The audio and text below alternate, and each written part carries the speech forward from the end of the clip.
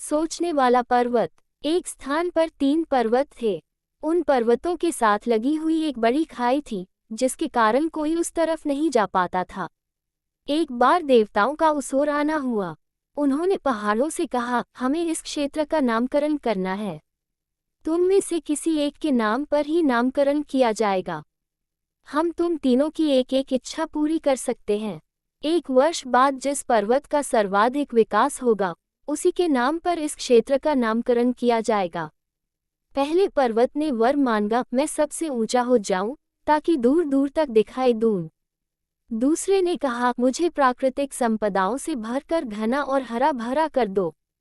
तीसरे पर्वत ने वर मांगा, मेरी ऊंचाई कम कर इसे खाई को समतल बना दो, ताकि यह संपूर्ण क्षेत्र उपजाऊ हो जाए। देवता तीनों की इच्छा पूर्ण होने का वरदान देकर चले गए। जब 1 वर्ष बाद देवता उस क्षेत्र में एक बार फिर पहुंचे तो उन्होंने देखा कि पहला पर्वत बहुत ऊंचा हो गया था, किंतु वहां कोई नहीं जा पाता था।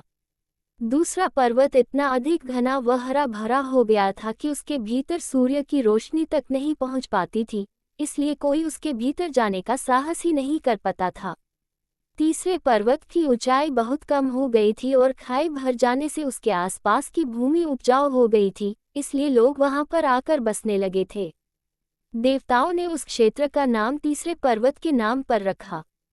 कथासार यह है कि हर किसी की निगाह में आने की इच्छा और शबे ऊंचा होना अहंकार का प्रतीक है। प्राकृतिक संपदाओं से भरा होने के बावजूद किसी के काम न आना स्वार्थी वृत्ति को दर्शाता है। अपने गुणों व धन का समाज विकास हेतु उपयोग करने वाला ही वास्तव में सम्मान का अधिकारी होता है।